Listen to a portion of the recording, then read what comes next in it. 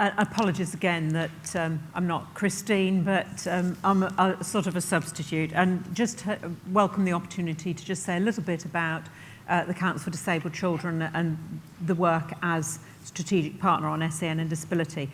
Very good time to have chosen to be strategic partner on SEN and disability, because there is just so much happening, and obviously a lot of our role as strategic partner is a communication role. All those different elements, 18 grant holders, contracted services, Pathfinder support, Pathfinder evaluation, and making sure that all of that comes together for the DFE. And it is a piece of work for the DFE.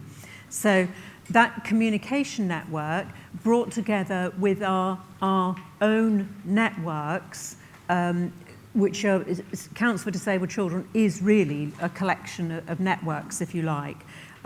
So making sure that we had the right structure to facilitate that communication was one of our first concerns. And those of you who've been involved, you know that we've restructured our partnership board, that's the core of the council, to reflect the engagement of the different partners in the process that really is fundamentally is focused on the green paper and the developments around that. So that's one of our core functions, and perhaps the most sort of tangible evidence of it is probably just looking at our website, which has grown to reflect all the different strands of work. So do please, if you'd like to find out more, do look at the website. One of the other side of that communication, but is this communication into DFE and communication back out of DFE. And of course, based on all the messages that we hear, we take back in our advice to DFE. So if you like something that the DFE is doing at the moment, that's because we told them that was a sensible thing to do. If you don't like something they're doing at the moment, we didn't have anything to do with that bit. So.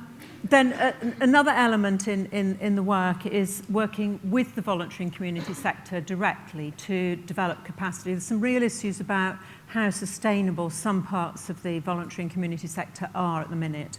And so one strand of work for us is around the voluntary community sector network itself and how we can support them to become, including ourselves, if you like, how we can be part of a development of greater sustainability for the voluntary community sector. And just one thing that we're doing there is one of our strands of work is to provide some small grants for small organisations to develop new ways of supporting them develop what they're providing locally for people, whether it be publications, developing a service or a function that may be able to help them with future sustainability. So the ideas from that, of course, will be disseminated around through the council to others. Then just very quickly, another element in our work is research. This is not the big scale evaluations, that multi-million pound bits of work that be needed for some of the big programs like something like Achievement for All. It's not on that scale, but it does enable us to carry out small scale surveys, to do small pieces of research.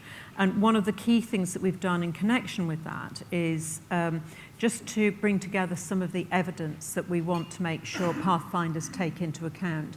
What no one wants is that after 18 months of Pathfinder activity, Pathfinders come back and say, oh, this is a really good idea. If you involve parents from the start, it'll work a lot better. Now, we know that. That's well researched, that's well evidenced. And so what we wanted to do is to bring together all the research that said, involve parents from the start, seek the views of children and young people themselves, all those kind of core things that we know that are well established in the research now, to bring all of that together so that Pathfinders had a good base to start from. So very, very quick cant around. And so just thank Sue for the opportunity just to say a little bit about that. Do please look at our website for more information.